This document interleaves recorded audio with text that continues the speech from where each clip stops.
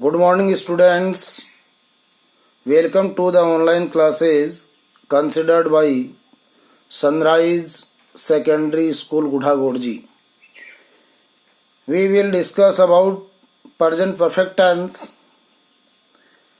आज हम present perfect tense के इंट्रोगेटिव सेंटेंस के बारे में चर्चा करेंगे. इंट्रोगेटिव सेंटेंस का pattern has, have plus subject plus verb की third form past participle form plus object plus question mark. Interrogative sentence बनाने का जो नियम है, स्टार्ट में सेंटेंस के शुरू में हैज, हैव, सब्जेक्ट और वर्ब की third form plus object plus question mark. आइए कुछ एग्जाम्पल देखिए. Has he sold his cow, question mark. देखिए सेंटेंस में हैज सेंटेंस के शुरू में प्रयुक्त हुआ है. ही ये सब्जेक्ट है, सोल्ड ये वर्ब की थर्ड फॉर्म है और हिज काऊ ये सेंटेंस का ऑब्जेक्ट है. लास्ट में ये साइन है क्वेश्चन मार्क का. नेक्स्ट एग्जांपल देखिए. Have you learned your lesson. Have helping verb present perfect tense की have. According to subject you this sentence का सब्जेक्ट है और इसके अकॉर्डिंग हैव यूज हुआ है. लर्नड ये वर्ब की थर्ड फॉर्म है, past participle form, your lesson question mark. Next example देखिए. Have I not caught a thief. Have helping verb according to subject I subject है. यहां देखिए ये इंट्रोगेटिव कम नेगेटिव सेंटेंस है, not भी use हुआ है. नॉट ये एडवर्बल नोट है. कॉट ये वर्ब की थर्ड फॉर्म है, एथिक. नेक्स्ट एग्जांपल देखिए. वही have you not read this book. ये WH वर्ड क्वेश्चन वर्ड है, पर्सन पूछने वाला शब्द. हैव हेल्पिंग वर्ब के रूप में यूज हुआ है. यहाँ यू सब्जेक्ट है और इस सब्जेक्ट के अकॉर्डिंग ये हैव यूज हुआ है. नॉट ये सेंटेंस नेगेटिव भी है. रीड ये थर्ड फॉर्म के रूप में यूज हुआ है. This book question mark last में. हाउ मैनी ये WH वर्ड है, इसके साथ में ये नाउन है. हाउ मैनी बॉयज ये हेल्पिंग वर्ब के रूप में हैव दिया हुआ है, कम है वो थर्ड फॉर्म के रूप में है.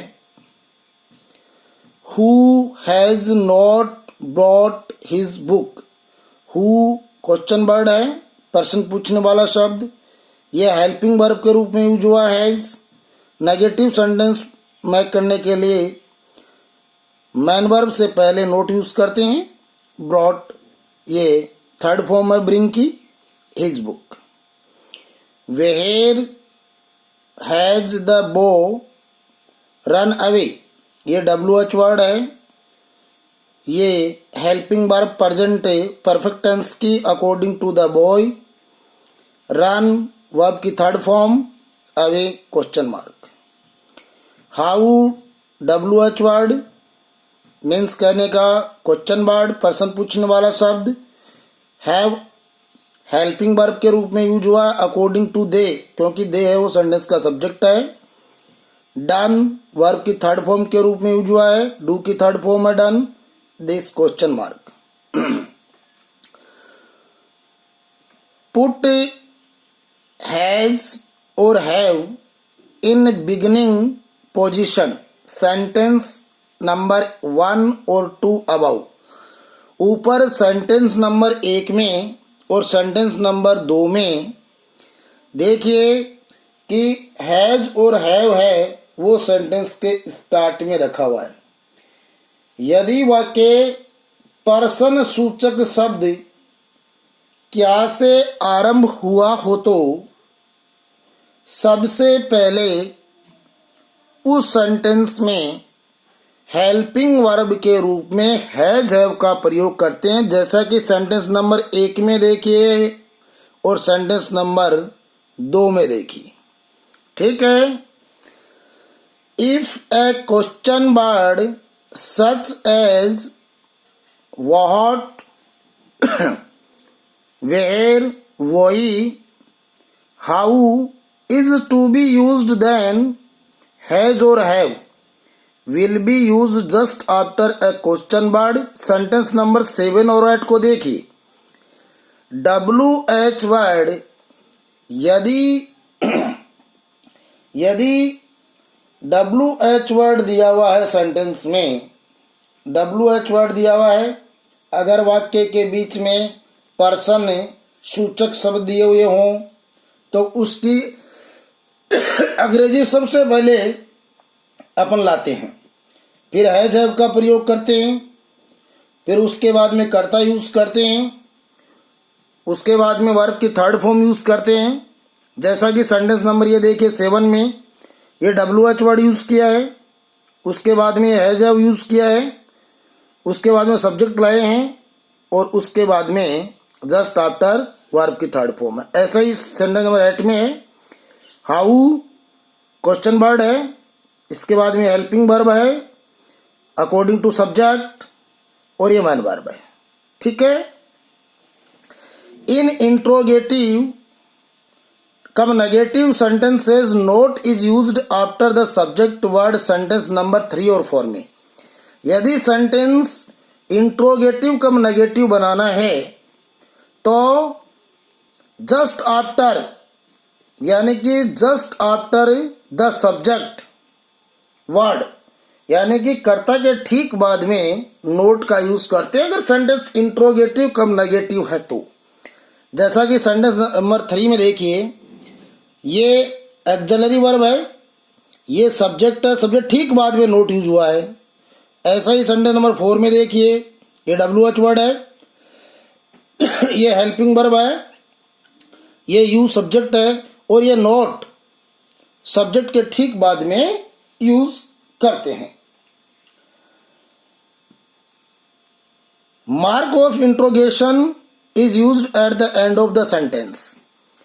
और वाक्यों या वाक्य के अंत में पर्सन सूचक चिन्ह लगाते हैं, जैसा कि सभी में आप देख सकते हो, सभी के अंत में पर्सन सूचक शब्द लगा हुआ है, ये साइन लगा हुआ है।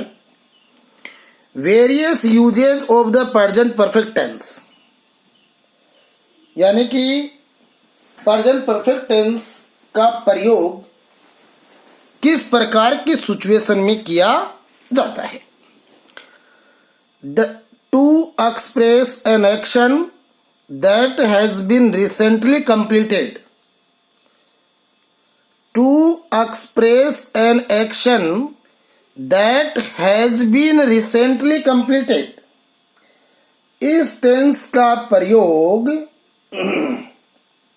ऐसे कार्यों के लिए होता है जो अभी हाल में ही समाप्त हुआ है, has been recently completed, जो अभी हाल में ही समाप्त हुआ है। ऐसे में हम word like, just, already, recently are used between the helping verb and the main verb in the sentence। ऐसे में हम just, already, recently का प्रयोग करते हैं। कहाँ करते हैं देखिए, are used the helping verb and the main verb in the sentence। Sentence में हेल्पिंग वर्ब और मैन वर्ब के बीच में इन शब्दों का, जैसे जस्ट है, ऑलरेडी है, रिसेंटली है, इनका यूज करते हैं। एग्जाम्पल के रूप में देखिए, जैसा कि he has just gone out. अब देखिए, ये हैज हेल्पिंग वर्ब है गोन मैन वर्ब है, और इसके बीच में दिखाई दे रहा है आपको जस्ट हेल्पिंग वर्ब, और इस मैन वर्ब के बीच में है। ठीक है, इस प्रकार से अपन इसका प्रयोग करते हैं। To express an action that began in the past and still continues, use of since for plus time is necessary to mention at the end of the sentence। इसका प्रयोग देखिए, to express an action that began in the past, इसका प्रयोग ऐसे कार्य के लिए होता है जो भूतकाल में आरंभ हुआ हो। बिगन इन द पास्ट, भूतकाल में प्रारंभ हुआ हो, और स्टिल कंटिन्यूस, अभी भी जारी हो। यूज ऑफ सिंस फॉर, इसके साथ या इसका सिंस और फॉर का प्रयोग समय के साथ, या इसके साथ इसका सिंस का और फॉर का प्रयोग अपन करते हैं, सिंस और फॉर का प्रयोग करते हैं। जैसा कि आप देखिए, ही एग्जाम्पल है, he has been here for 2 weeks, वह 2 सप्ताह से यहां है। कहने का मतलब अब भी वही है। To describe an action which is completed in the past but its effect is in the present time। देखिए, इस टेंस का प्रयोग उन कार्यों के लिए भी होता है जो भूतकाल में पूरे हो गए। विच is completed in the past, यानी कि भूतकाल में पूरे हो गए कार्य।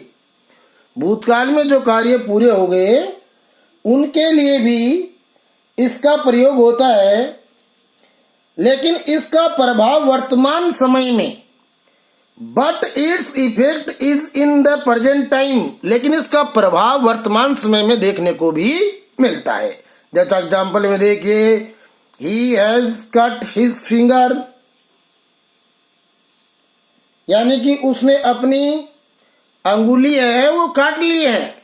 उसने he has cut his finger, उसने अपनी अंगुली काट ली है। To describe a just occurred action the time of which is not given, इसका प्रयोग ऐसे भूतकाल वाले कार्यों के साथ भी किया जाता है जिसका समय निश्चित नहीं हो, या कोई भी समय नहीं दिया गया हो। जैसे I have read the book. Mark of identification to solve fill in the blanks type exercise. अगर फिल इन द ब्लैंक्स यानी ब्लैंक को फिल करना है या सॉल्व करना है, तो किस प्रकार के शब्दों का, किस प्रकार के वर्ड्स का ध्यान रखना है। एडवर्बल सच एज टुडे, इस टेंस में जो एडवर्बल आ रहे हैं वो हैं today, this evening, this week, this month, this year, just, till, now, already, recently, lately, not yet, so far, by now, always, ever, since, for, etc. are used in the sentence showing the present perfect tense। ये sentence में present perfect tense को दर्शाते हैं। ये जो एडवर्बल्स हैं, अगर ये सेंटेंस के या सेंटेंस में दिए हुए हैं तो प्रेजेंट परफेक्ट टेंस को दर्शाते हैं।